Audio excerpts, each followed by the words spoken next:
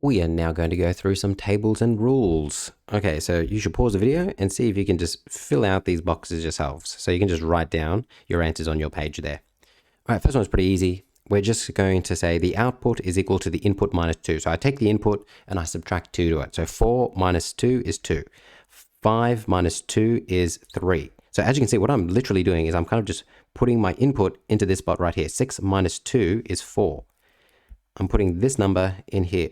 7 minus 2 is 5. Okay, we come over here. Now you're putting 2 into that spot here. So what we're doing is we're going 2 times 5 and then plussing that by 1. So 2 times 5 is 10 plus 1 is 11.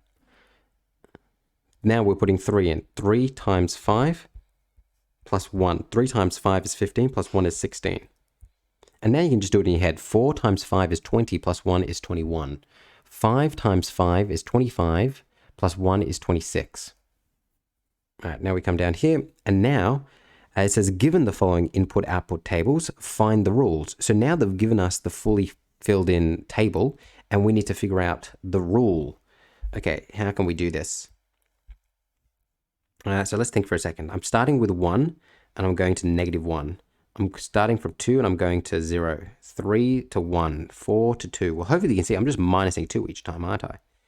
So what I'm doing is I'm taking my input and I'm minusing it by 2. So that's my answer. Input minus 2. What's going on here? This one's a bit trickier. What is happening here? I've got 1 to 1. Okay, that's weird. I've got 2 to 4.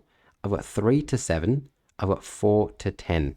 Now, when it's quite clear that you don't have something consistent happening, right? Because this time, like, I'm going up by 2. This time I'm going up by 4. This time I'm going up by 5. So as you can see, it's kind of increasing each time.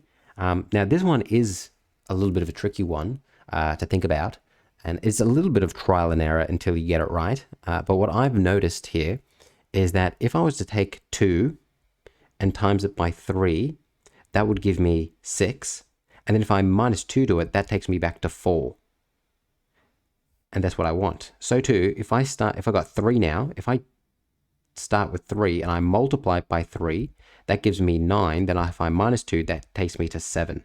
So too over here, if I've got 4 and I times it by 3, that takes me to 12. Then I minus it by 2, I get to 10. So, you know, with enough practice, so maybe you want to go back to your exercise and just keep practicing these things again and again and again and again and again, and it'll really help you. And even with our first one here, so if I've got 1 and I times that by 3, that gives me 3, then minus 2, it gives me 1, which is what we got there. So again, just practice. Go back to this exercise in your work exercise book and just keep practicing it. That's your best way to improve for the test. So it's going to be 3 times the input, and then I'm going to subtract 2 from it. And that's going to be my answer for that one. Bit of a tricky, that one, but just with enough practice, you'll be able to get there.